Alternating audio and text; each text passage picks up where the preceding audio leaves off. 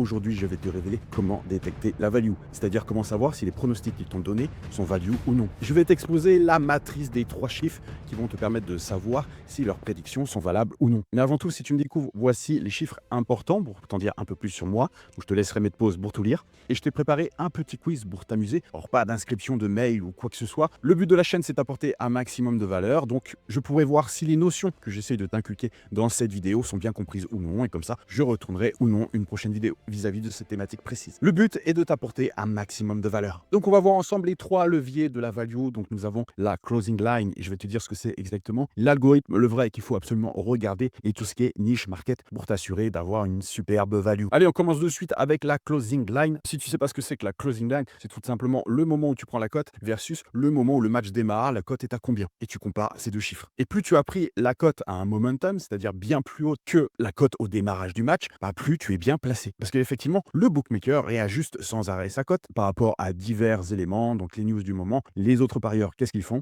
Ils se comparent aussi aux autres bookmakers pour réaligner sa cote. Comme je dis souvent, les autres bookmakers se réalignent à Pinacle à chaque fois que Pinacle fait apparaître sa cote. Donc il n'est pas rare d'avoir au début des bookmakers complètement désaxés par rapport à la probabilité réelle. Donc le but, comme tu vois ici, c'est de battre la closing line le plus souvent possible, c'est-à-dire d'obtenir la meilleure cote par rapport à la cote de démarrage du match. Donc tu vas me dire, c'est bien beau Mathéo, mais comment je fais? Tout simplement, il faut que ton timing soit bon. Plus tu places ta prédiction tôt avant l'événement, plus il y a des chances que la cote soit désaxée. Donc en général, on dit moins de 24 heures après l'ouverture des cotes, c'est-à-dire le bookmaker sort sa cote et toi tu as 24 heures pour placer ta mise dessus. Bien sûr, il faut que tu regardes à chaque fois à combien tu as pris la cote et à combien la cote se finit, se termine, et d'analyser les performances que tu peux avoir.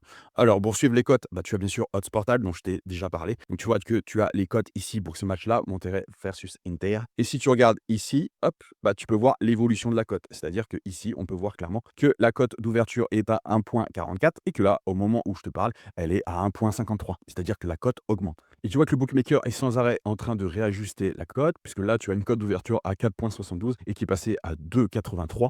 Pareil, plus tu chopes la cote à 4, plus tu as des chances effectivement d'avoir eu une value, puisque le bookmaker l'a directement descendu. Et là, à contrario, on est passé d'une cote à 1,7 à 2,5. Après, il te suffira de checker effectivement juste avant le match à combien est la cote. Donc tu auras compris, plus tu as un gros écart entre la cote prise et la cote finale, mieux c'est pour toi. Mais avant de te parler du levier numéro 2, vous avez été extrêmement nombreux à me dire comment accéder à One Click Eye. Eh bien,